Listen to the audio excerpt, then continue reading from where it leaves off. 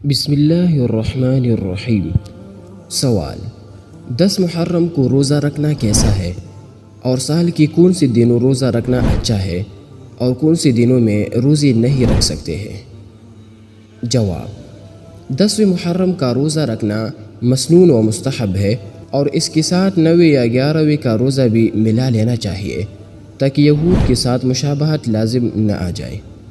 اسی طرح شوال کے 3 روزے رکھنا اور ایسے ہی 9 ذی الحجہ یعنی عرفہ کا روزہ رکھنا اور 15 شعبان کا روزہ، نیز اسی طرح ہر مہینے کے ایام 20 کے 3 روزے یعنی 13، 14 اور 15 تاریخ میں رکھنا مسنون و مستحب ہے، لیکن یہ اسلامی مہینہ کے اعتبار سے ہوگا۔